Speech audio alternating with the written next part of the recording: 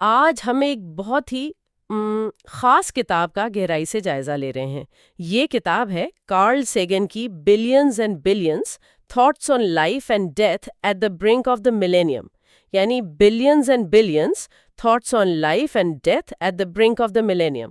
یہ سائنس، کائنات، زندگی، موت اور ہاں انسانیت کے مستقبل پر ان کے خیالات کا ایک آپ کہیں شاندار مجموعہ ہے۔ بالکل، کارل سیگن وہ تو 20ویں صدی کے ایک بہت ہی مشہور ماہر فلکیات تھے، یعنی اسٹرونامر، کائنات شناس بھی تھے، کاسمولوجسٹ، اور سائنس کو آپ کہیں کہ عام لوگوں تک پہنچانے والے، یعنی سائنس کمیونیکیٹر۔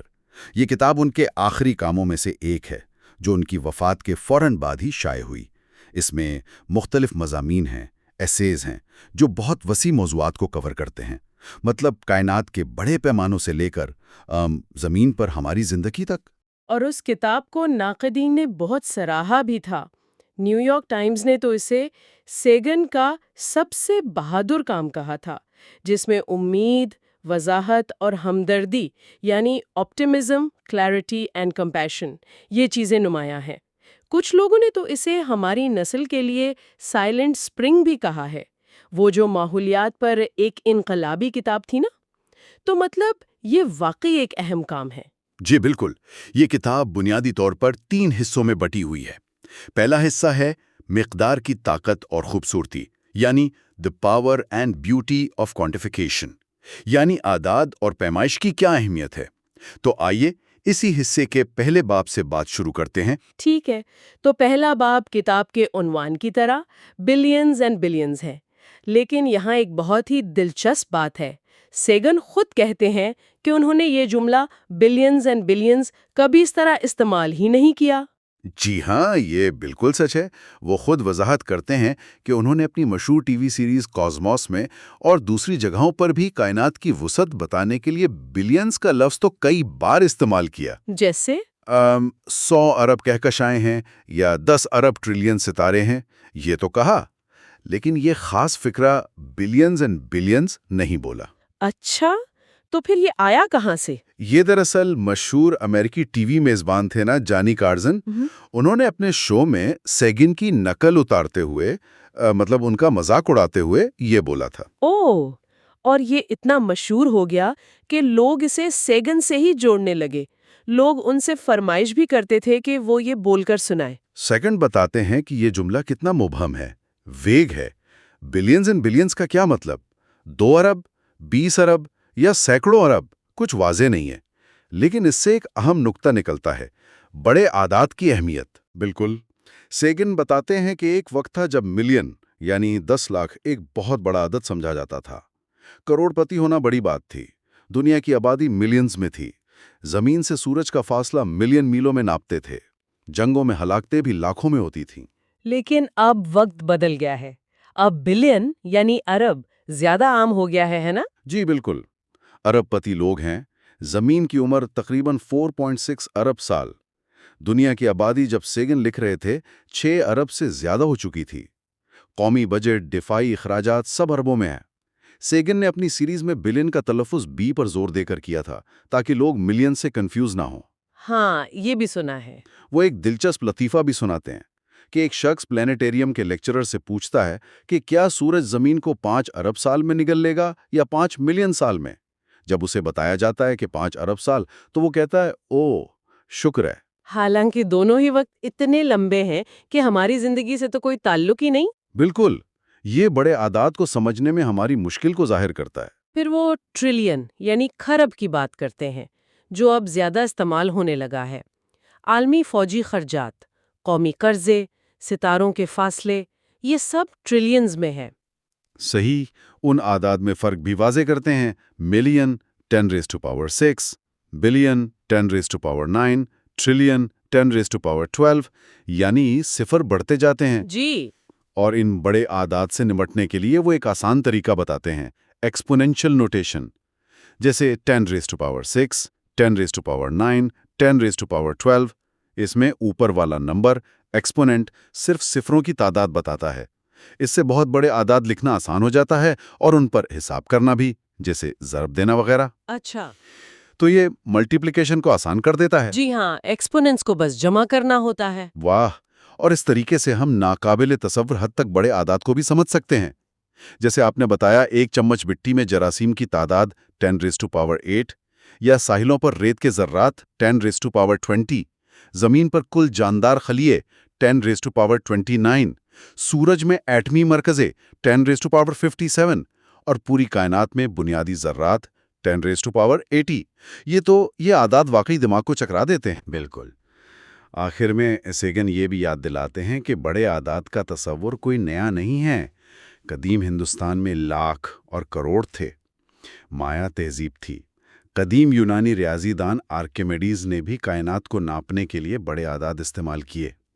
آرکیمیڈیز نے تو حساب لگایا تھا کہ پوری کائنات کو ریت کے ذرات سے بھرنے کے لیے کتنے ذرات درکار ہوں گے، 10⁻63۔ تو مقدار کو سمجھنا، کوانٹیفیکیشن، کائنات کو سمجھنے کے لیے بہت بہت اہم ہے۔ یہ واقعی بڑے اعداد کی طاقت ہے۔ اچھا، اب اگلے باب پر چلتے ہیں، the Persian chess board. The Persian chess board, یہ باب بھی اعداد کی ایک اور حیران کن طاقت کو ظاہر کرتا ہے۔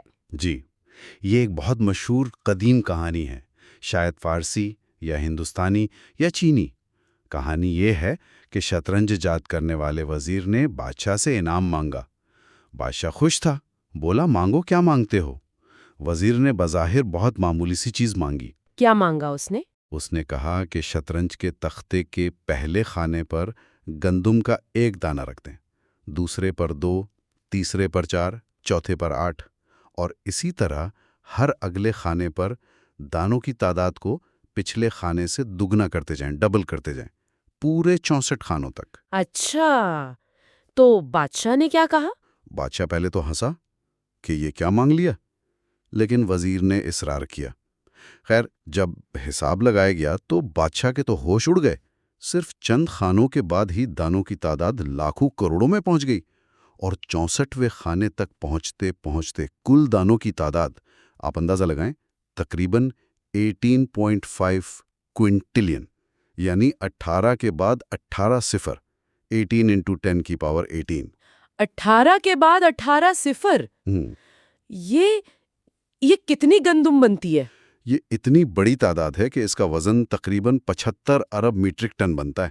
یہ اس زمانے میں پوری دنیا کی کئی صدیوں کی گندم کی پیداوار سے بھی کہیں زیادہ تھا۔ کہانی میں یہ نہیں بتایا کہ بادشاہ نے کیا کیا، شاید وزیر کا سر ہی قلم کروا دیا ہو۔ ہو سکتا ہے۔ لیکن یہ کہانی ایکسپونینشل گروتھ یا جیومیٹرک پروگریشن کو سمجھاتی ہے۔ یعنی جب کوئی چیز ایک مستقل شرح سے بڑھتی ہے نا، تو وہ بہت تیزی سے ناقابل تصور حد تک بڑی ہو جاتی ہے۔ اچھا، اس کی روزمرہ زندگی سے مثالیں ہیں؟ بہت سی ہیں، جیسے کمپاؤنڈ انٹرسٹ۔ اگر آپ کے پرکھوں نے 200 سال پہلے صرف $10 5% سالانہ سود پر رکھے ہوتے نا، تو آج وہ $170,000 سے زیادہ ہوتے۔ اور اگر سود 10% ہوتا تو وہ تقریباً $2 ارب بن چکے ہوتے۔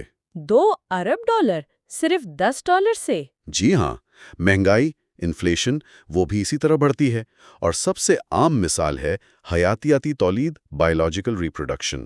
بیکٹیریا تقسیم ہو کر اپنی تعداد دگنی کرتے ہیں۔ اگر حالات سازگار ہوں تو ہر 15 منٹ میں تعداد دگنی ہو سکتی ہے۔ سائنٹسٹ حساب لگاتے ہیں کہ اس رفتار سے ایک بیکٹیریا کا وزن صرف 1.5 دن میں زمین جتنا اور 2 دن میں سورج جتنا ہو جائے گا۔ لیکن ظاہر ہے ایسا نہیں ہوتا۔ کیوں؟ کیونکہ حقیقت میں ایکسپونینشل گروتھ ہمیشہ کسی نہ کسی رکاوٹ، کسی نیچرل آبسٹیکل سے ٹکرا کر رک جاتی ہے۔ خوراک ختم ہو جاتی ہے، یا جگہ کم پڑ جاتی ہے، یا زہریلے مادے جمع ہو جاتے ہیں۔ اس لیے یہ تیز رفتار بڑھوتری کا کرو، وہ ایکسپونینشل کرو، آخر میں سیدھا ہو جاتا ہے، فلیٹن آؤٹ ہو جاتا ہے۔ یہ تصور تو آبادی کے بحران، پاپولیشن کرائسس کو سمجھنے کے لیے بہت اہم لگتا ہے۔ زراعت کی ایجاد کے بعد انسانی آبادی ایکسپونینشلی بڑھی ہے۔ سیگن کے وقت دنیا کی آبادی کا ڈبلنگ ٹائم تقریباً 40 سال تھا، یعنی ہر 40 سال میں آبادی دگنی۔ جی، اور تھامس مالتھس نے بہت پہلے 1798 میں خبردار کیا تھا کہ آبادی کی یہ ایکسپونینشل گروتھ خوراک کی پیداوار میں اضافے کو پیچھے چھوڑ دے گی۔ سیگن کہتے ہیں کہ اس مسئلے کا حل خلا میں نہیں ڈھونڈنا، زمین پر ہی ہے۔ اور ایک مؤثر حل غربت کا خاتمہ ہے؟ بالکل۔ اعداد و شمار بتاتے ہیں کہ جہاں غربت کم ہوتی ہے نا، وہاں شرح پیدائش برتھ ریٹس وہ بھی کم ہو جاتی ہیں۔ اسے ڈیموگرافک ٹرانزیشن کہتے ہیں۔ ساتھ ہی مانے حمل، کانٹرسیپٹیوز تک رسائی اور خواتین کو سیاسی اور معاشی طور پر بااختیار بنانا، یہ بھی بہت ضروری ہے۔ اچھا، اور نیوکلیئر فشن کا کیا تعلق ہے اس سے؟ ایٹم بم کا اصول بھی ایکسپوننشل گروتھ پر مبنی ہے۔ لیو زیلارڈ نے سوچا کہ اگر ایک نیوٹران ایٹم کے مرکزے سے ٹکرا کر 2 نیوٹران نکالے اور وہ آگے مزید ایٹموں سے ٹکرا کر 4 نکالیں، پھر 8، 16، تو ایک چین ری ایکشن شروع ہو جائے گا جس سے بے پناہ توانائی نکلے گی۔ وہ بھی ایکسپوننشل گروتھ ہے۔ یہ تو خوفناک ہے۔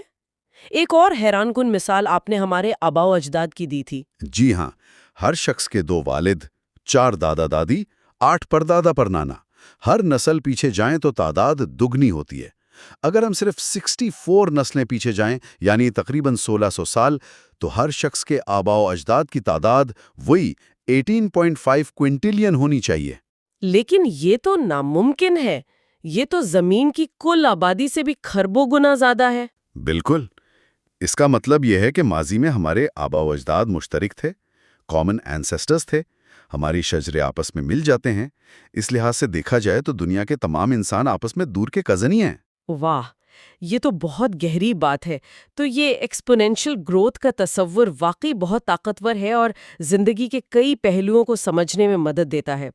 اچھا، اب باب 3 کی طرف چلتے ہیں۔ منڈے نائٹ ہنٹرز، یہ کھیلوں کے بارے میں ہے۔ جی، سیگن یہاں سوال اٹھاتے ہیں کہ ہم انسان، خاص طور پر مرد، ٹیم سپورٹس جیسے امریکن فٹ بال یا ساکر، ہاکی وغیرہ، انہیں دیکھنے میں اتنے گھنٹے کیوں لگاتے ہیں؟ ان کھیلوں میں جو مہارتیں استعمال ہوتی ہیں، دوڑنا، کودنا، پھینکنا، مارنا، ان سے تو ہم میں سے زیادہ تر لوگ اپنی روزی روٹی نہیں کماتے ہیں، تو پھر ان میں اتنی کشش کیوں ہے؟ یہ شوق صرف آج کا تو نہیں ہے۔ قدیم مصری، یونانی، مایا تہذیب، سب میں بال گیمز مقبول تھے، اور کھیل اکثر شہروں یا قوموں کی نمائندگی کرتے ہیں۔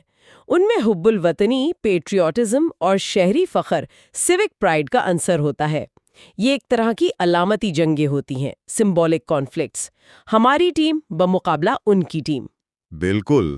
کئی کوچز اور تبصرہ نگار بھی کھیلوں اور جنگ میں مماثلت دیکھتے ہیں۔ ایک مشہور امریکن فٹ بال کوچ نے کہا تھا، جیتنا سب کچھ نہیں، یہ واحد چیز ہے۔ شائقین فینز میں تشدد بھی عام ہے، اور تاریخ میں کھیلوں کی وجہ سے اصلی جنگیں بھی ہوئی ہیں، جیسے 1969 میں ایل سیلواڈور اور ہونڈوراس کے بیچ ساکر وار۔ سگن ایک اور دلچسپ نقطہ بھی اٹھاتے ہیں کہ جب ہم کوئی ایسا کھیل دیکھتے ہیں جس میں ہماری ذاتی دلچسپی نہ بھی ہو، تب بھی ہم لاشعوری طور پر کسی ایک ٹیم کی حمایت کرنے لگتے ہیں۔ ہم جیسے بغیر محنت کے فتح کا مزہ لینا چاہتے ہیں۔ جی، سیان دلیل دیتے ہیں کہ اس جنون کی جڑیں شاید ہمارے بہت پرانے ماضی میں ہیں، یعنی شکاری جمع کرنے والے دور، ہنٹر گیدرر دور میں۔ لاکھوں سال تک انسان چھوٹے گروہوں میں رہتے تھے۔ مرد شکار کرتے تھے، عورتیں پودے جمع کرتی تھیں۔ شکار ایک ٹیم ورک تھا۔ اس میں منصوبہ بندی، خاموش رابطہ، مہارت، جسمانی قوت، سب کچھ درکار تھا۔ اچھا، تو قدیم اولمپک کھیلوں میں بھی تو یہی مہارتیں تھیں، دوڑنا، کودنا، پھینکنا، کشتی۔ بالکل، یہ سب شکار کے لیے بھی ضروری ہیں، اور شکار خود بھی ایک کھیل سمجھا جاتا تھا، خاص طور پر عمرہ میں۔ تو ٹیم سپورٹس شاید اسی شکار کی جبلت، ہنٹنگ انسٹنکٹ کا جدید اظہار ہیں۔ تو یہ لاکھوں سال کے ارتقاء کا نتیجہ ہے؟ جی، لگتا تو یہی ہے۔ قدرتی انتخاب، نیچرل سلیکشن نے مردوں میں شکار کی یہ صلاحیتیں اور ٹیم ورک کی اہمیت کو گہرا کر دیا ہے۔ کامیاب شکاریوں کی نسلیں آگے بڑھیں۔ آج بھی جو روایتی مردانہ خوبیاں سمجھی جاتی ہیں، کم گوئی، مقصد پر نظر رکھنا، ٹیم کے لیے کھیلنا، یہ سب شاید شکاری دور کی باقیات ہیں۔ یہ قدیم شکاری یا جنگجو جبلت کیسے ظاہر ہوتی ہے؟ کیا کھیلوں کا جنون اس کا ایک مثبت متبادل ہے، یا پھر یہ خطرناک شکلیں بھی اختیار کر سکتی ہے، خاص طور پر جب وہ قدیم سماجی ضابطے، سوشل کنٹرولز موجود نہیں جو شکاری معاشروں میں تشدد کو محدود رکھتے تھے؟ وہ معاشرے زیادہ مساوات پر مبنی، ایگالیٹیرین تھے۔ جی، یہ ایک اہم سوال ہے۔ وہ آخر میں ٹیموں کے ناموں جیسے لائنز، ٹائیگرز، بیئرز اور قدیم قبائل کے ٹوٹمز میں مماثلت کی طرف بھی اشارہ کرتے ہیں، جو شاید اسی قدیم تعلق کی نشاندہی کرتی ہے۔ یہ واقعی ایک دلچسپ زاویہ ہے کھیلوں کو دیکھنے کا۔ اچھا، اب باب 4 پر آتے ہیں، the gaze of God and the dripping faucet. The gaze of God and the dripping faucet, یہ باب روشنی کے بارے میں ہے۔ جی، سیگن شروع کرتے ہیں قدیم مصری فرعون اخناتون سے، جس نے سورج کی پوجا کو فروغ دیا اور روشنی کو خدا کی نگاہ گیز آف گاڈ قرار دیا۔ یہ ایک شاعرانہ خیال ہے، لیکن سیگن روشنی کو سمجھنے کے لیے ایک زیادہ ٹھوس، زیادہ قابل فہم مثال، ایک میٹافر پیش کرتے ہیں۔ اور وہ مثال کیا ہے؟ وہ مثال ہے باتھ ٹب میں ٹپکتے ہوئے نل کی، ڈرپنگ فوسٹ کی۔ ہر پانی کا قطرہ گرنے سے پانی میں لہریں پیدا ہوتی ہیں، ویوز، جو دائرے کی شکل میں پھیلتی ہیں۔ نل جتنی تیزی سے ٹپکے گا، لہروں کی فریکوینسی اتنی زیادہ ہوگی، اور لہروں کے بیچ کا فاصلہ ویو لینتھ کہلاتا ہے۔ لہر کی رفتار ان دونوں کا حاصل ضرب ہوتی ہے، فریکوینسی ضرب ویو لینتھ۔ اچھا، تو آواز کی لہریں بھی ایسے ہی کام کرتی ہیں؟ بالکل، بس وہ ہوا میں 3 جہتوں میں پھیلتی ہیں۔ زیادہ فریکوینسی کا مطلب ہے اونچی آواز یا پچ۔ سیگن یہاں وہ مشہور سوال بھی اٹھاتے ہیں کہ اگر جنگل میں درخت گرے اور کوئی سننے والا نہ ہو تو کیا آواز پیدا ہوتی ہے؟ ہاں، یہ تو سنا ہے۔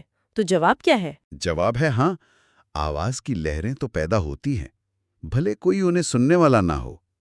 ہمارے حواس کی اپنی حدود ہیں، ہم ہر قسم کی آواز نہیں سن سکتے۔ بہت کم یا بہت زیادہ فریکوینسی والی آوازیں ہمیں سنائی نہیں دیتی۔ اسی طرح ایک پیدائشی بہرے شخص کے لیے بھی موسیقی کے ایک نوٹ کی فریکوینسی، جیسے مڈل سی کی 263 ہرٹز، ایک حقیقت ہے۔ اسے آلات سے ناپا جا سکتا ہے، بھلے وہ اسے سن نہ سکے۔ ٹھیک، انسانوں نے رابطے کے لیے آواز اور زبان استعمال کی، لیکن آواز زیادہ دور نہیں جاتی۔ ماضی میں انسانی گروہ الگ تھلگ رہتے تھے، پھر ٹیکنالوجی آئی جس نے دنیا کو جوڑا۔ گھوڑا، بحری جہاز، telegraph, telephone, radio, TV, satellite. جی، اور آج ہم روشنی کی رفتار سے رابطہ کرتے ہیں، سپیڈ آف لائٹ، جو ناقابل یقین حد تک تیز ہے۔ یہ ٹیکنالوجی اتنی نئی اور طاقتور ہے کہ ہم ابھی تک اس کے سماجی اثرات کو پوری طرح سمجھ نہیں پائے ہیں۔ بین الاقوامی فون کال میں جو ہلکی سی تاخیر، ڈیلے محسوس ہوتی ہے نا، وہ روشنی کو سیٹلائٹ تک جانے اور واپس آنے میں لگنے والا وقت ہے۔ اچھا، تو یہ وجہ ہے۔ اب واپس روشنی پر آتے ہیں۔ روشنی بھی لہروں کی طرح کام کرتی ہے؟ جی، لیکن آئنسٹائن اور دوسروں نے دریافت کیا کہ یہ ذرات یعنی فوٹونز کی طرح بھی برتاؤ کرتی ہے۔ اسے ویو پارٹیکل ڈوالزم کہتے ہیں۔ یہ کوانٹم فزکس کا ایک بنیادی تصور ہے۔ ٹھیک ہے، اور روشنی کی لہروں کی فریکوینسی بہت زیادہ ہوتی ہے؟ جی، بہت زیادہ، اور ویو لینتھ بہت چھوٹی۔ مختلف فریکوینسی کی روشنی ہمیں مختلف رنگوں میں نظر آتی ہے۔ سرخ رنگ کی فریکوینسی سب سے کم اور بنفشی یعنی وائلٹ کی سب سے زیادہ۔ لیکن یہ رنگ تو روشنی کے اسپیکٹرم کا صرف ایک چھوٹا سا حصہ ہے۔ بالکل، جیسے ہم ہر آواز نہیں سن سکتے، ویسے ہی ہم ہر قسم کی روشنی بھی نہیں دیکھ سکتے۔ Radio waves, microwaves, infrared, ultraviolet, X rays, gamma rays, یہ سب بھی روشنی ہی ہیں، بس ان کی فریکوینسی یا ویو لینتھ مختلف ہے۔ تو ہم صرف نظر آنے والی روشنی، ویزیبل لائٹ، کیوں دیکھ پاتے ہیں؟ سیگن 2 وجوہات بتاتے ہیں۔ ایک تو یہ کہ ہماری زمین کی فضا، ایٹماسفیئر، زیادہ تر اسی رینج کی روشنی کو گزرنے دیتی ہے، باقی کو روک لیتی ہے۔ دوسری وجہ یہ کہ ہمارا سورج اپنی زیادہ تر توانائی اسی رینج میں خارج کرتا ہے، تو ارتقاء نے ہماری آنکھوں کو اسی روشنی کے لیے سنساس بنایا جو ہمیں دستیاب تھی۔ سیگن مذاقن کہتے ہیں کہ ہم نظر آنے والی روشنی کے تعصب کا شکار ہے، ویزیبل لائٹ شوونسٹس، کیونکہ ہم سمجھتے ہیں کہ کائنات ویسی ہی ہے جیسی ہمیں نظر آتی ہے، حالانکہ دوسری فریکوینسیز میں وہ بالکل مختلف نظر آتی ہے۔ جی بالکل۔ اچھا، چیزوں کا رنگ کیسے بنتا ہے؟ یہ اس بات پر منحصر ہے کہ وہ کس رنگ کی روشنی جذب، ایبزارب کرتی ہیں اور کسے منعکس، ریفلیکٹ کرتی ہیں۔ سبز پتا اس لیے سبز نظر آتا ہے کیونکہ وہ سرخ اور نیلی روشنی جذب کر لیتا ہے اور سبز کو منعکس کرتا ہے۔ انسانی جلد کا رنگ میلانن کی وجہ سے ہوتا ہے۔ زیادہ تر انسان بھورے ہوتے ہیں، براؤن۔ سفید اور سیاہ تو نسبتی اصطلاحات ہیں۔ ٹھیک ہے، آخر میں سیگن کہتے ہیں کہ روشنی کو خدا کی نگاہ سمجھنا خوبصورت خیال ہے، لیکن اسے ٹپکتے ہوئے نل کے مثال سے سمجھنا زیادہ گہرا اور مفید علم دیتا ہے۔ جی، اب ہم کتاب کے دوسرے حصے میں داخل ہو رہے ہیں۔ یہ حصہ کائنات اور سیارے کے بارے میں ہے، the universe and the plants. باب 5 کا عنوان ہے 4 کائناتی سوالات، 4 کاسمک کوسچنز۔ ہر تہذیب میں کائنات کی تخلیق کی کہانیاں ہوتی ہیں، کریشن میتھس۔ آج سائنس ہمیں اپنی کہانی بتاتی ہے، بگ بینگ سے شروع ہونے والی پھیلتی ہوئی کائنات کی کہانی، ایکسپینڈنگ یونیورس، جو تقریباً 15 ارب سال پرانی ہے۔ ہم ملکی وے نامی کہکشاں کے اربوں ستاروں میں سے ایک، سورج کے گرد گھومنے والے ایک سیارے زمین پر رہتے ہیں۔ جی، سیگن کہتے ہیں کہ مستقبل کی پیشین گوئی کرنا خاص طور پر سائنس میں بہت مشکل کام ہے، کیونکہ اہم دریافتیں اکثر غیر متوقع ہوتی ہیں۔ لیکن وہ موجودہ علم کی بنیاد پر فلکیات، ایسٹرونومی کے 4 بڑے سوالات کی نشاندہی کرتے ہیں، جن کے جوابات شاید اگلی چند دہائیوں میں مل جائیں۔ پہلا سوال، کیا مریخ پر کبھی زندگی تھی؟ مارس پر؟ آج تو مریخ ٹھنڈا اور خشک ہے، لیکن وہاں ماضی میں بہتے پانی کے واضح ثبوت ملے ہیں، دریا، جھیلیں، شاید سمندر بھی۔ یہ نشانات تقریباً 4 ارب سال پرانے ہیں، یعنی اسی وقت کے جب زمین پر زندگی شروع ہو رہی تھی۔ تو سوال یہ ہے کہ کیا مریخ پر بھی زندگی شروع ہوئی تھی اور پھر ختم ہو گئی، یا اب بھی کہیں زیر زمین موجود ہے؟ 1990 کی دہائی میں انٹارکٹیکا سے ملنے والے کچھ شہابیے میٹیورائٹس جو مریخ سے آئے تھے، ان میں کچھ ایسے نامیاتی مالیکیولز، آرگینک مالیکیولز اور معدنیات، منرلز ملے جو زمینی زندگی سے وابستہ ہیں۔ اور سب سے متنازع چیز تھی نام نہاد نینو فاسلز، بیکٹیریا جیسی نظر آنے والی انتہائی چھوٹی ساختیں۔ لیکن سیگن بہت محتاط تھے اس بارے میں۔ وہ کہتے تھے غیر معمولی دعووں کے لیے غیر معمولی شواہد درکار ہیں۔ Extraordinary claims require extraordinary evidence. تو یہ شواہد ابھی حتمی نہیں ہے، لیکن سوال بہت اہم ہے۔ اگر مریخ پر کبھی سادہ ترین جراثیم بھی تھا تو یہ حیاتیات بائیولوجی کے لیے انقلاب ہوگا۔ بالکل۔ دوسرا سوال، کیا زحل، سیٹرن کا چاند ٹائٹن، زندگی کی ابتدا کے لیے ایک لیبارٹری ہے؟ ٹائٹن کا ماحول بہت کثیف ہے، نائٹروجن اور میتھین سے بھرا ہے۔ وہاں وہ بنیادی نامیاتی مالیکیول پائے گئے ہیں جو زمین پر زندگی کے آغاز کے لیے اوریجن آف لائف ضروری سمجھے جاتے ہیں۔ کیسینی ہائیگنز مشن جو کتاب کے بعد پہنچا، اس نے وہاں مزید دلچسپ دریافتیں کی ہیں۔ تیسرا سوال، کیا کائنات میں کہیں اور ذہین زندگی موجود ہے، انٹیلیجنٹ لائف؟ سائنسدان ریڈیو ٹیلیسکوپ کے ذریعے خلا سے آنے والے ممکنہ مصنوعی سگنلز کو سننے کی کوشش کر رہے ہیں۔ اس کوشش کو سیٹی کہتے ہیں، search for extra terrestrial intelligence. ابھی تک کوئی مصدقہ سگنل تو نہیں ملا، لیکن تلاش ابھی جاری ہے۔ اگر کوئی سگنل مل گیا تو یہ انسانی تاریخ کی سب سے بڑی دریافت ہوگی، اور اگر طویل تلاش کے بعد بھی کچھ نہ ملا تو یہ ہمیں بتائے گا کہ زمین پر زندگی کتنی نایاب، کتنی قیمتی ہے۔ اور چوتھا سوال، کائنات کی ابتدا اور انجام کیا ہے؟ Origin and fate of the universe. ہم جانتے ہیں کہ کائنات پھیل رہی ہے، کیا یہ ہمیشہ پھیلتی رہے گی، یا کشش ثقل، گریوٹی اسے واپس کھینچ لے گی اور یہ سکڑنا شروع کر دے گی، کولیپس کر دے گی؟ اس کا انحصار کائنات میں موجود کل مادے، میٹر اور توانائی پر ہے۔ جی، موجودہ مشاہدات کے مطابق نظر آنے والا مادہ کافی نہیں ہے کہ پھیلاؤ کو روک سکے، لیکن شاید بہت سا ڈارک میٹر اور ڈارک انرجی موجود ہے جسے ہم براہ راست نہیں دیکھ سکتے۔ اگر کائنات واپس سکڑ سکتی ہے تو شاید یہ پھیلنے اور سکڑنے کے لامتناہی چکروں، سائیکل سے گزر رہی ہے۔ اگر نہیں تو شاید یہ واقعی عدم سے وجود میں آئی، کریٹڈ فرام نتھنگ۔ ان سوالات کے جوابات فلکیات کے مستقبل کا تعین کریں گے۔ یہ واقعی بہت بڑے سوالات ہیں۔ اچھا، اب باب 6 پر چلتے ہیں۔ So many suns, so many worlds. So many suns, so many worlds, یہ دوسرے ستاروں کے گرد سیاروں یعنی ایگزو پلانٹس کی تلاش کے بارے میں ہے۔ جی، صدیوں سے انسان یہ سوچتے آئے ہیں کہ کیا دوسرے ستاروں کے بھی اپنے سیارے ہیں، नेबुलर हाइपोथेसिस यानी निज़ाम शमसी गैस और धूल के बादल से बना है जो सिकुड़कर एक डिस्क बन गया जिससे सूरज और सियारे बने। ये नज़रिया पेशेनगोई करता है कि सियारे बनना एक आम अमल होना चाहिए। और अब हम जानते हैं कि ये सच है। 1990 की दहाई में पहली बार दूसरे सूरज जैसे सितारों के गिर्द सियारे दरियाफ्त हुए हैं। एक अहम तरीका डॉपलर इफेक्ट का इस्तेमाल करता है। जैसे एम्बुलेंस की आवाज पास आने पे ऊंची और दूर जाने पे नीची लगती है ना, इसी तरह सितारे की रोशनी में भी मामूली तब्दीलियां आती हैं जब कोई बड़ा सियारा उसके गिर्द घूमता है और उसे अपनी कशिश शकल से थोड़ा सा हिलाता है, वॉबल करवाता है। बिल्कुल। पहली दरियाफ्तें तो पल्सार्स के गिर्द हुईं जो तेजी से घूमते न्यूट्रॉन सितारे हैं। लेकिन जल्द ही 51 पेगेसी जैसे आम सितारों के गिर्द भी सैयारे मिल गए। हैरान अंगेज तौर पर शुरू में मिलने वाले कई सैयारे मुश्तरी जितने बड़े थे लेकिन अपने सितारों के बहुत बहुत करीब चक्कर लगा रहे थे। उन्हें हॉट जुपिटर्स कहा गया। हॉट जुपिटर्स ये हमारे निज़ाम शमसी से तो बहुत मुख्तलिफ था। इससे पता चला कि निज़ाम शमसी की कई अक़साम हो सकती हैं।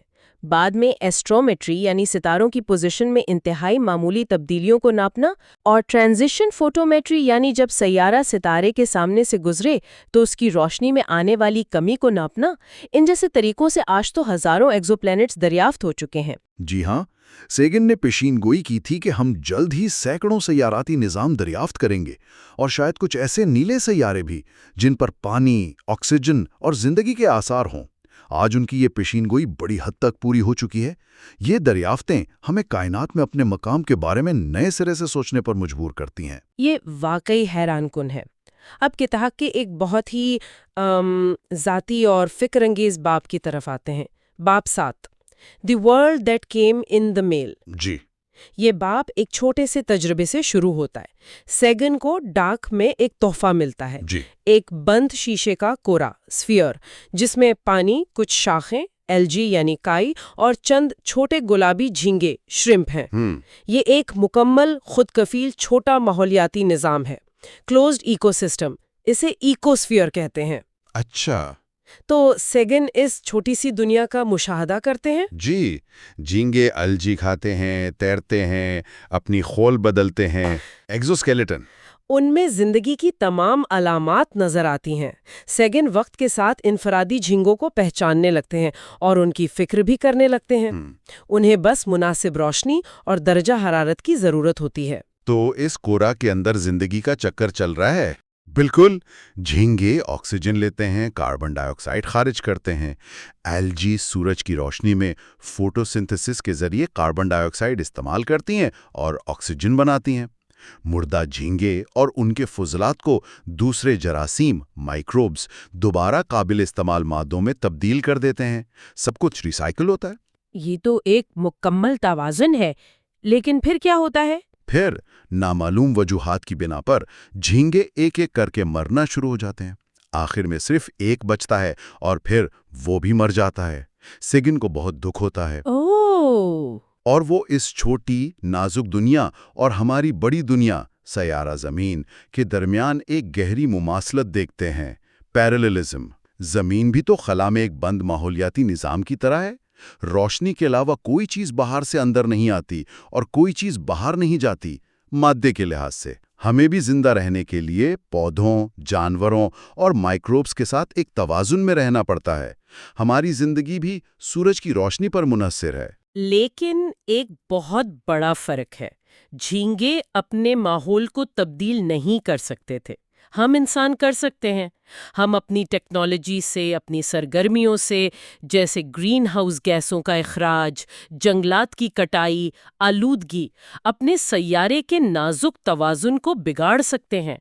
जी बिल्कुल। झींगे और एल्जी लाखों साल से एक साथ इर्तका पजीर हुए। उनके जीन्स में ताउन, कोऑपरेशन शामिल है। लेकिन हमारी तकनीकी तहजीब बहुत नई है, सिर्फ चंद 100 साल पुरानी। हम अक्सर कलील मुद्दती शॉर्ट टर्म फ़ायदों के लिए तवील मुद्दती लॉन्ग टर्म नुकसानात को नज़रअंदाज कर देते हैं। सेगन कहते हैं कि ज़मीन नाकाबिले तक़सीम है, इनडिविजिबल। एक जगह की आलूदगी पूरी दुनिया पर असरअंदाज होती है। हम सब ایک دوسرے سے جڑے ہوئے ہیں۔ اگر ہمیں فطری طور پر نہیں معلوم کہ اپنے سیارے کو کیسے محفوظ رکھنا ہے تو ہمیں یہ سیکھنا ہوگا۔ ہمیں سائنس اور ٹیکنالوجی کو ذمہ داری سے استعمال کرنا ہوگا۔ وقت آ گیا ہے کہ ہم بھی پرندوں، جھینگوں اور الجی کی طرح یہ سمجھ لیں کہ اپنے گھونسلے کو گندا نہیں کرنا۔ یہ واقعی ایک بہت طاقتور پیغام ہے اور یہ ہمیں اگلے باب کی طرف لے جاتا ہے۔ باب 8 the environment where does prudence lie. The environment where does prudence lie یعنی ماحول کے معاملے میں دانشمندی کہاں ہے؟ باب کا آغاز ایک منظر سے ہوتا ہے۔ شام کے وقت آسمان پر ہوائی جہازوں کے پیچھے بننے والی دخانی لکیریں، کانٹریلز۔ یہ لکیریں جو اونچائی پر جہاز کے انجن سے نکلنے والے پانی کے بخارات کے جمنے سے بنتی ہیں، آسمان پر انسانی موجودگی کی علامت ہیں۔ سیگن کہتے ہیں کہ کبھی کبھی آسمان پر نظر آنے والے ستارے دراصل ہمارے بھیجے ہوئے سیٹلائٹ ہوتے ہیں۔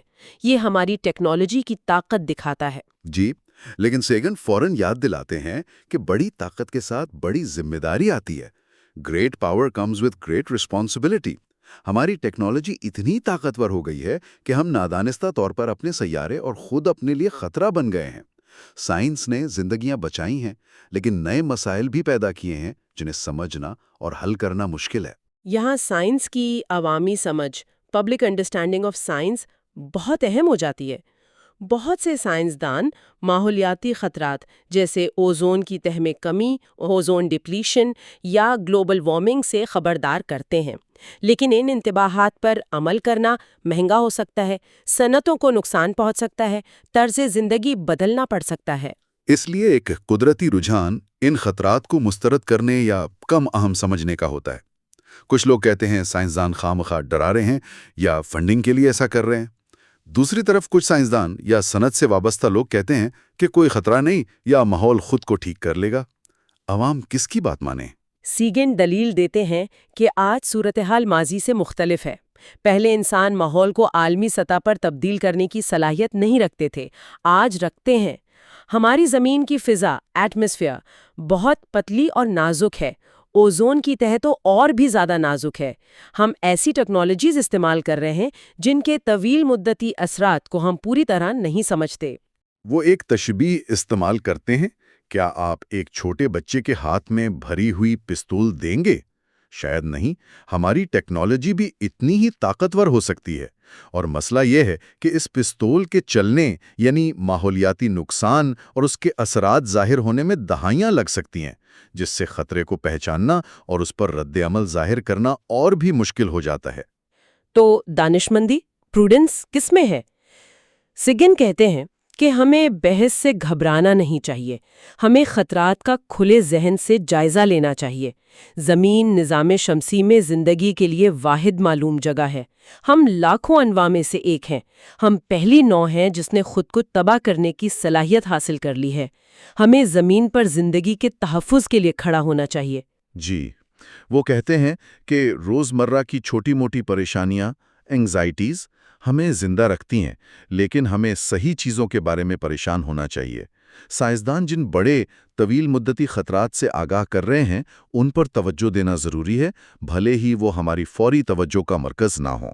یہ ایک سنجیدہ انتباہ ہے، اور یہ ہمیں آخری باب کی طرف لاتا ہے جس پر ہم آج بات کریں گے۔ باب 9، کریسیس اور کسینڈرا، کروسس اینڈ کسینڈرا۔ جی، یہ باب پالیسی سازوں، پالیسی میکرز اور عام لوگوں کے لیے ایک اہم سبق ہے کہ وہ سائنسی پیشن گوئیوں، خاص طور پر خطرات سے متعلق، کو کیسے سمجھیں اور ان پر کیا رد عمل ظاہر کریں۔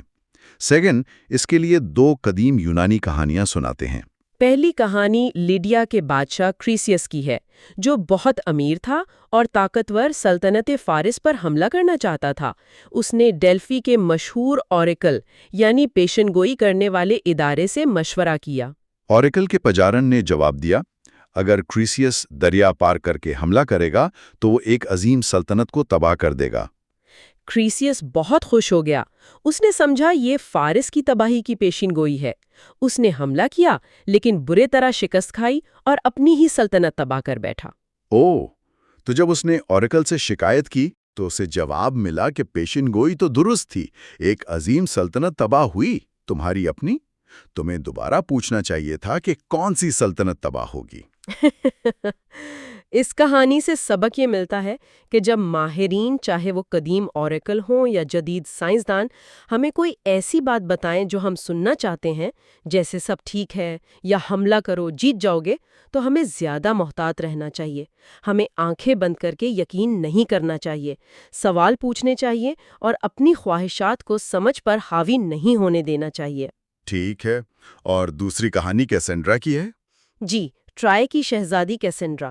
دیوتا اپولو نے اسے پیشین گوئی کرنے کی صلاحیت دی، لیکن جب کیسنڈرا نے اس کے عشق کو ٹھکرا دیا تو اپولو نے یہ بد دعا دی کہ وہ پیشین گوئیاں تو صحیح کرے گی لیکن کوئی اس کی بات پر یقین نہیں کرے گا۔ یہ تو بہت بری سزا ہے۔ بالکل، کیسینڈرا نے ٹرائی کی، تباہی، ٹروجن ہارس، اپنے قتل، سب کی پیشن گوئی کی، لیکن سب نے اسے پاگل سمجھا، یا قیامت کا پیغامبر کہہ کر اس کا مذاق اڑایا۔ Prophet of doom and gloom. کسی نے اس کی وارننگ پر دھیان نہیں دیا اور نتیجہ تباہی نکلا۔ اس کہانی سے کیا سبق ملتا ہے؟ اس سے سبق ملتا ہے کہ لوگ بری خبروں یا خطرات کی پیشن گوئیوں کو نظر انداز کرنے یا مسترد کرنے کا رجحان رکھتے ہیں۔ یہ اوزون لیئر کی کمی کی بات ہو رہی ہے نا؟ بالکل۔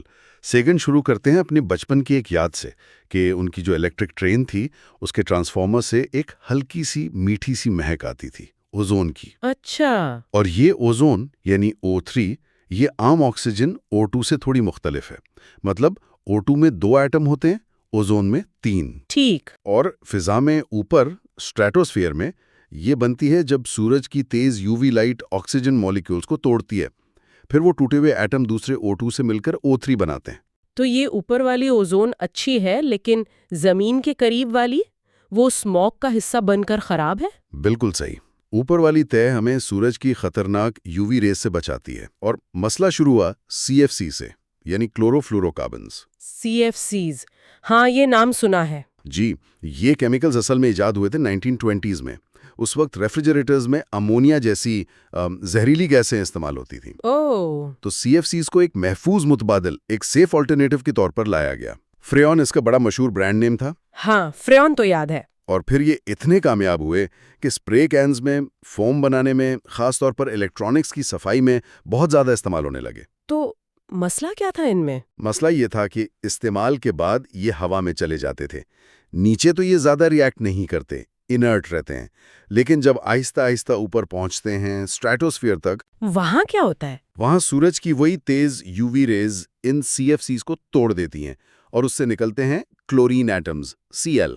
اور یہ کلورین ایٹمز ہی اصل مجرم ہے؟ جی ہاں، کیونکہ یہ کلورین ایٹم ایک کیٹلسٹ کی طرح کام کرتا ہے۔ کیٹلسٹ مطلب وہ چیز جو کسی کیمیکل ریاکشن کو تیز کرتی ہے لیکن خود اس میں خرچ نہیں ہوتی۔ تو یہاں کلورین کا ایک ایٹم اوزون یعنی O3 کے مالیکیول کو توڑ کر آکسیجن O2 بناتا ہے۔ ٹھیک۔ لیکن اس عمل کے بعد وہ کلورین ایٹم پھر سے آزاد ہو جاتا ہے، اوہ، یعنی وہ پھر سے حملہ کر سکتا ہے۔ بالکل، دوبارہ کسی اور اوزون مالیکیول کو توڑنے کے لیے تیار۔ اور اندازہ لگائیں، ایک کلورین ایٹم ہزاروں نہیں بلکہ لاکھوں اوزون مالیکیولز کو تباہ کر سکتا ہے۔ لاکھوں؟ ایک ایٹم؟ یہ تو بہت ہی الارمنگ بات ہے۔ جی، اسی لیے یہ پوری اوزون لیئر کمزور ہوتی چلی گئی۔ تو اس کمزور ہوتی اوزون لیئر کے اصل اثرات کیا ہوئے پھر؟ مطلب ہماری زندگی پہ کیا فرق پڑا؟ دیکھیں، سب سے پہلا اثر تو یہ کہ زیادہ UV ریڈیشن زمین تک آنے لگی۔ اس سے اسکن کینسر کا خطرہ بڑھتا ہے، خاص طور پر جن کی جلد ہلکی ہوتی ہے۔ آنکھوں میں موتیا یعنی کیٹریکٹس بننے کا امکان بڑھ جاتا ہے، اور ہمارا امیون سسٹم، بیماریوں سے لڑنے کی طاقت، وہ بھی کمزور ہو سکتی ہے۔ یہ تو براہ راست انسانی صحت پر اثرات ہیں۔ جی، لیکن سیگن کے مطابق شاید سب سے بڑا خطرہ وہ سمندر کے بہت چھوٹے چھوٹے پودوں کو تھا، جنہیں فائٹو پلینکٹن کہتے ہیں۔ فائٹو پلینکٹن؟ ہاں، یہ سمندری فوڈ چین کی بالکل بنیاد ہیں۔ سمجھے کہ سمندر کی ساری زندگی ان پر منحصر ہے۔ اگر UV ریز ان کو تباہ کر دیں تو پوری چین متاثر ہوگی۔ بالکل، پوری سمندری زندگی خطرے میں پڑ سکتی ہے، یہاں تک کہ کچھ فصلیں جیسے چاول وہ بھی اس سے متاثر ہو سکتی ہیں۔ سیگن نے اسے کہا تھا کہ یہ ایسا ہے جیسے ہم ایک پورے سیارے کی حیاتیاتی چادر کو ادھیڑ رہے ہوں۔ تو اس خطرے کا پتہ کب چلا؟ اور دنیا نے کیا کیا اس بارے میں؟ دیکھیں 1974 میں ہی 2 سائنسدان تھے، رولنڈ اور مولینا، انہوں نے وارننگ دے دی تھی۔ اچھا، لیکن شروع میں جو کمپنیاں CFCs بناتی تھیں جیسے ڈیوپونٹ، انہوں نے اس سائنس کو نہیں مانا، چیلنج کیا۔ ہمیشہ کی طرح؟ جی، لیکن پھر 1985 میں برٹش سائنسدانوں نے انٹارکٹیکا کے اوپر اوزون لیئر میں ایک بہت بڑا سوراخ دریافت کیا، اوزون ہول۔ ہاں، یہ سنا ہے۔ ناسا کے سیٹلائٹس نے بھی کنفرم کر دیا۔ پھر یہ بھی پتا چلا کہ دنیا کے دوسرے حصوں میں بھی جہاں زیادہ آبادی ہے وہاں بھی اوزون کم ہو رہی ہے۔ تو پھر تو ماننا پڑا ہوگا۔ بالکل، اس ثبوت کے بعد دنیا نے مل کر قدم اٹھایا۔ 1987 میں مونٹریال پروٹوکول ایک بین الاقوامی معاہدہ ہوا۔ Montreal protocol? جی، جس میں تقریباً تمام ملکوں نے CFCs کا استعمال بند کرنے پر اتفاق کیا۔ اور یہ کامیاب رہا، یہ معاہدہ؟ یہ حیرت انگیز طور پر کامیاب رہا۔ مطلب CFCs کا استعمال تقریباً ختم ہو گیا ہے اور اب فضا میں کلورین کی مقدار کم ہو رہی ہے۔ تو اوزون لیئر ٹھیک ہو رہی ہے؟ آہستہ آہستہ، اس میں کافی وقت لگے گا کیونکہ CFCs فضا میں بہت عرصے تک رہتے ہیں۔ لیکن سیگنگ کے لیے اس کی سب سے بڑی اہمیت یہ تھی کہ یہ ایک ایگزسٹنس تھیورم تھا۔ ایگزسٹنس تھیورم مطلب اس بات کا زندہ ثبوت کہ انسان مل کر اتنے بڑے عالمی مسائل، گلوبل پرابلمز کو حل کر سکتے ہیں۔ یہ ایک امید کی کرن تھی۔ واہ، یہ تو بہت مثبت بات ہے۔ ہاں، حالانکہ اب بھی کچھ لوگ سائنس پر سوال اٹھاتے ہیں، لیکن یہ واقعہ ہمیں سکھاتا ہے کہ ٹیکنالوجی کے غیر متوقع نتائج ہو سکتے ہیں اور ہمیں پلانٹری ہائیجین، اپنے سیارے کی صفائی کا خیال رکھنا ہوگا اور لانگ ٹرم سوچنا ہوگا۔ بالکل، تو اوزون کے مسئلے نے دکھایا کہ ہماری ایجادات کیسے غیر متوقع خطرات لا سکتی ہیں، لیکن یہ بھی کہ ہم مل کر حل نکال سکتے ہیں۔ جی، اب آتے ہیں چیپٹر 11 پر، جس کا نام ہے ambush, the warming of the world, گھات، دنیا کا گرم ہونا۔ یہاں سیگن ایک اور شاید اوزون سے بھی بڑے خطرے کی طرف اشارہ کر رہے ہیں، گلوبل وارمنگ۔ بالکل، اور یہ بھی ہماری ٹیکنالوجی سے ہی جڑا ہے۔ اس چیپٹر کا فوکس ہے فاسل فیولز پر۔ کوئلہ، تیل، گیس۔ جی، یہ لاکھوں سال پرانے پودوں اور جانوروں کی باقیات ہیں۔ آج ہماری پوری تہذیب، ہماری پوری سویلائزیشن ان پر ڈیپینڈ کرتی ہے۔ ہماری انڈسٹری، ٹرانسپورٹ، بجلی، سب کچھ۔ اور ان کی وجہ سے جنگیں بھی ہوئی ہیں، سیاست بھی چلتی ہے۔ بالکل، لیکن ان کی ایک قیمت ہے۔ پہلے تو صرف مقامی آلودگی تھی، شہروں میں دھواں، سموگ، تیزابی بارش۔ ہاں، لیکن اب جو سب سے بڑا مسئلہ سامنے آیا ہے وہ ہے ان کے جلنے سے نکلنے والی کاربن ڈائی آکسائیڈ، CO2۔ جو ایک گرین ہاؤس گیس ہے۔ یہ گرین ہاؤس ایفیکٹ، یہ کیا چیز ہے اصل میں، اور CO2 کا اس میں کیا کردار ہے؟ دیکھیں، گرین ہاؤس ایفیکٹ بنیادی طور پر زمین کو گرم رکھنے کا ایک قدرتی عمل ہے۔ قدرتی؟ ہاں، سورج کی روشنی زمین کو گرم کرتی ہے۔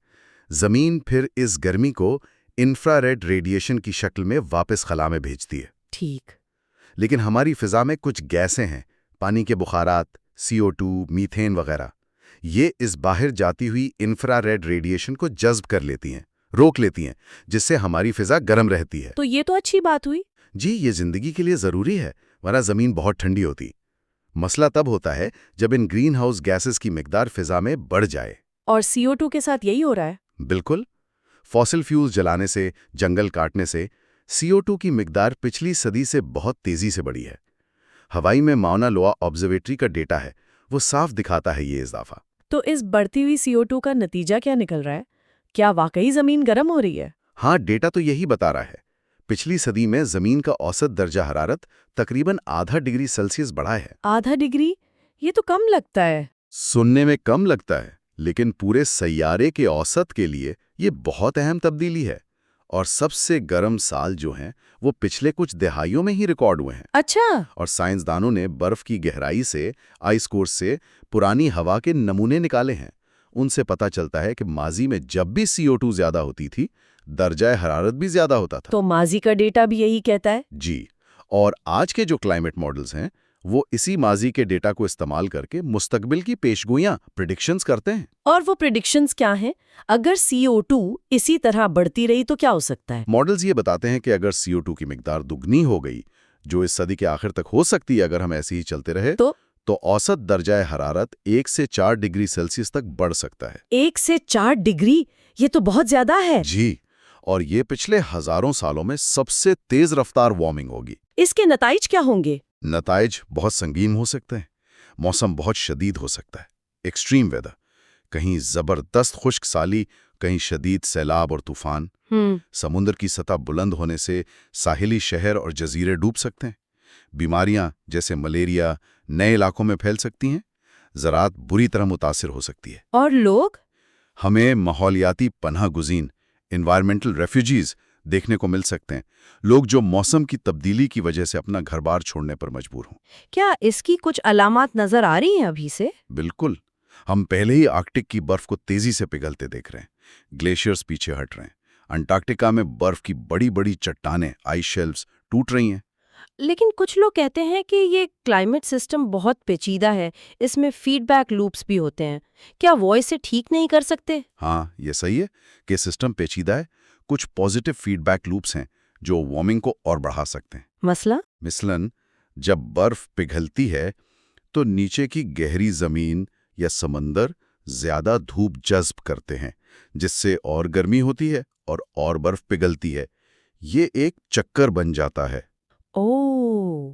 اسی طرح گرمی بڑھنے سے زمین کی دلدلوں سے میتھین گیس زیادہ نکل سکتی ہے، جو CO2 سے بھی زیادہ طاقتور گرین ہاؤس گیس ہے۔ تو یہ تو مسئلے کو اور بگاڑ رہے ہیں۔ کیا کوئی نیگیٹو فیڈ بیک بھی ہے جو اسے کم کرے؟ ہو سکتا ہے، جیسے شاید زیادہ بادل بنے تو وہ سورج کی روشنی کو واپس منعکس کر دیں۔ لیکن مجموعی طور پر سائنسدانوں کا خیال ہے کہ پازیٹیو فیڈ بیک زیادہ مضبوط ہو سکتے ہیں، اور اتنی تیزی سے ہونے والی تبدیلی سسٹم کو غیر مستحکم ڈی سٹیبلائز کر سکتی ہے۔ تو انتظار کرو اور دیکھو والی پالیسی خطرناک ہو سکتی ہے؟ جی بالکل، سیگن یہی کہتے ہیں کہ یہ رویہ خطرناک ہے۔ تو اگر خطرہ اتنا بڑا ہے اور سائنسی اتفاق رائے کنسنسس بھی بڑھ رہا ہے، تو پھر ایکشن لینے میں رکاوٹ کیا ہے؟ سب سے بڑی رکاوٹ شاید ہماری فاسل فیولز پر بہت زیادہ انحصاری ڈیپینڈنسی ہے۔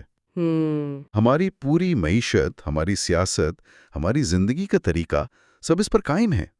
اس نظام کو بدلنا ایک بہت بڑا چیلنج ہے۔ اور انڈسٹری کی طرف سے مزاحمت بھی ہوگی؟ بالکل، فاسل فیول انڈسٹری کی طرف سے مزاحمت ہے۔ پھر مختصر مدت کے معاشی فائدے، شارٹ ٹرم اکنامک گینز، اکثر طویل مدتی ماحولیاتی خطرات پر حاوی آ جاتے ہیں۔ یہ ہمیں لے آتا ہے chapter 12 per, escape from ambush, گھات سے فرار۔ جی، اس میں سیگن ان چیلنجز سے نکلنے کے راستے بتاتے ہیں۔ ان کے خیال میں ہم اس گھات سے کیسے بچ سکتے ہیں؟ سیگن کا پہلا نقطہ یہ ہے کہ ہمیں فوری ایکشن کی ضرورت ہے، فوراً کچھ کرنا ہوگا۔ کیوں؟ کیونکہ CO2 فضا میں دہائیوں تک بلکہ صدیوں تک رہتی ہے۔ اگر ہم آج ساری ایمیشنز روک بھی دیں تب بھی وارمنگ کچھ عرصے تک جاری رہے گی۔ اچھا، تو ہمیں ایک طرف تو طویل مدتی حل، لانگ ٹرم سولوشنز پر کام کرنا ہے، لیکن ساتھ ہی فوری طور پر ایمیشنز کم کرنے کے لیے میٹیگیشن بھی ضروری ہے۔ لوگ تو چاہتے ہیں کہ ماحول بہتر ہو، لیکن سیاسی طور پر قدم نہیں اٹھائے جاتے۔ کہ عوامی رائے، پبلک اوپینین تو ماحول کے حق میں ہے، لیکن سیاسی ارادہ، پولیٹیکل ول کمزور ہے۔ ہمیں ایک سیفٹی مارجن رکھ کر کام کرنا ہوگا، جیسے کوئی انجینئر پل بناتے وقت رکھتا ہے۔ ٹھیک ہے، تو وہ کون سے قدم ہیں جو ہم اٹھا سکتے ہیں؟ حل کیا ہیں؟ سب سے پہلا اور سب سے اہم قدم ہے انرجی ایفیشنسی۔ ایفیشنسی مطلب جو توانائی ہم استعمال کر رہے ہیں اسے بہتر طریقے سے استعمال کریں، کم ضائع کریں۔ سیگن امریکہ کی مثال دیتے ہیں کہ وہاں توانائی کا استعمال کتنا زیادہ ہے۔ اچھا، گاڑیوں کو زیادہ فیول ایفیشنٹ بنانا، سیگن تو 80 میل فی گیلن تک ممکن سمجھتے تھے۔ انڈسٹریز میں توانائی بچانا، گھروں میں بہتر انسولیشن کرنا، یہ سب فوری طور پر ایمیشنز کم کرنے کے طریقے ہیں۔ اور الیکٹرک کاریں؟ الیکٹرک کاریں بھی ایک آپشن ہیں، لیکن شرط یہ ہے کہ ان کے لیے بجلی صاف ذرائع سے آئے۔ اگر بجلی کوئلے سے بن رہی ہے تو فائدہ کم ہے۔ ٹھیک ہے، ایفیشنسی کے علاوہ دوسرے انرجی ذرائع کیا ہیں؟ پھر آتے ہیں متبادل توانائی کے ذرائع، آلٹرنیٹیو انرجی سورسز۔ ایک آپشن نیوکلیئر فیژن ہے۔ Nuclear power? جی، اس سے گرین ہاؤس گیس نہیں نکلتی، لیکن اس کے اپنے مسائل ہیں: حفاظت، ریڈیو ایکٹیو ویسٹ کو ٹھکانے لگانے کا مسئلہ، اور ہتھیاروں کے پھیلاؤ کا خطرہ۔ اور عوام کا اعتماد بھی کم ہے اس پر۔ بالکل۔ پھر ہے نیوکلیئر فیوژن۔ یہ نظریاتی طور پر بہتر ہے، لیکن ابھی عملی طور پر بہت دور ہے، شاید کئی دہائیاں لگ جائیں۔ اور غریب ممالک کے لیے؟ ترقی پذیر ممالک کو سستے اور سادہ حل کی ضرورت ہے، اور یہاں سب سے زیادہ امید افزا ہیں رینیویبلز، قابل تجدید توانائی۔ سولر، ونڈ؟ جی، سولر انرجی کی قیمت بہت کم ہو چکی ہے، اب یہ فاسل فیول کا مقابلہ کر سکتی ہے، خاص طور پر اگر آپ فاسل فیول کے تمام چھپے ہوئے اخراجات بھی شامل کریں۔ ونڈ پاور بھی بہت تیزی سے بڑھ رہی ہے اور مسابقتی ہے۔ اور جیو تھرمل، زمین کی گرمی سے توانائی، بایو میس، پودوں سے فیول، اگر پائیدار طریقے سے کیا جائے تو یہ CO2 نیوٹرل ہو سکتا ہے۔ تو رینیویبلز میں کافی پوٹینشل ہے۔ بہت زیادہ۔ ان سب میں بڑی سرمایہ کاری کی ضرورت ہے، لیکن یہ انرجی انڈیپینڈنس اور صاف ماحول کے لیے بہترین راستہ ہے۔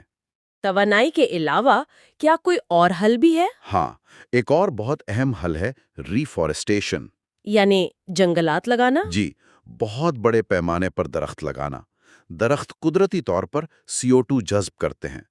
اس کے لیے ایک عالمی کوشش کی ضرورت ہوگی جس میں ہر فرد، ہر قوم، ہر انڈسٹری حصہ لے۔ تو خلاصہ یہ ہوا کہ فاسل فیول سے دور ہٹنا ہے، جی انرجی ایفیشنسی بڑھانی ہے، بالکل۔ رینیویبلز جیسے سولر اور ونڈ کو اپنانا ہے، ہاں اور خوب درخت لگانے ہیں۔ بالکل۔ اور سیکنڈ کہتے ہیں کہ اس کے صرف ماحولیاتی فائدے نہیں ہیں، اس سے معیشت کو فائدہ ہوگا، نئی نوکریاں پیدا ہوں گی، انرجی سیکیورٹی بڑھے گی، اور یہاں تک کہ امن کے لیے بھی یہ بہتر ہے۔ واہ! تو ان 3 چیپٹرز، اوزون، گلوبل وارمنگ اور اس کے حل سے ہم نے دیکھا کہ انسانی ٹیکنالوجی کے کیا اثرات ہو سکتے ہیں اور ہمیں کتنی ذمہ داری سے کام لینا ہوگا۔ جی اب جب ہم اس کتاب کے ختام کے قریب ہیں، اس پوری کتاب بلینز اینڈ بلینز کا مرکزی پیغام کیا ہے آپ کے خیال میں؟ اگر پوری کتاب کا نچوڑ نکالا جائے تو میرے خیال میں کارل سیگن کا بنیادی پیغام یہ ہے کہ ہمیں کائنات میں اپنی جگہ کو سمجھنا ہوگا۔ ہم کتنے چھوٹے ہیں، اور یہ ہمارا سیارہ زمین یہ کتنا خاص اور کتنا نازک ہے۔ ہمیں یہ ماننا ہوگا کہ ٹیکنالوجی جو ہے یہ ایک دو دھاری تلوار ہے، یہ ترقی بھی لا سکتی ہے اور تباہی بھی۔ صحیح۔ اس لیے ہمیں تنقیدی سوچ، کریٹیکل تھنکنگ کو اپنانا ہوگا۔ ہمیں عالمی سطح پر مل کر کام کرنا ہوگا، گلوبل کوآپریشن، کیونکہ ہمارے مسائل اب عالمی ہیں۔ اور سب سے بڑھ کر ہمیں اپنی بقا، اپنے سروائیول اور اپنی بہتری کے لیے لانگ ٹرم پرسپیکٹو یعنی دور اندیشی سے کام لینا ہوگا۔ صرف آج کا نہیں، آنے والی نسلوں کا سوچنا ہوگا۔ واقعی سیگن نے اس کتاب میں گہری سائنسی معلومات، کائنات کی وسعتوں پر حیرت اور انسانیت کے مستقبل کے لیے گہری فکر مندی کو بڑے خوبصورت انداز میں پیش کیا ہے۔ جی بالکل۔ یہ ہمیں سوچنے پر مجبور کرتی ہے کہ ہم اپنی صلاحیتوں کو، اپنی ٹیکنالوجی کو اس نازک سیارے کی حفاظت اور اپنی اصل بہتری کے لیے کیسے استعمال کر سکتے ہیں۔ یہ ایک سوال ہے جو شاید ہر پڑھنے والے کے ذہن میں رہ جاتا ہے، ہم اس قیمتی انمول دنیا کے بہتر محافظ کیسے بن سکتے ہیں؟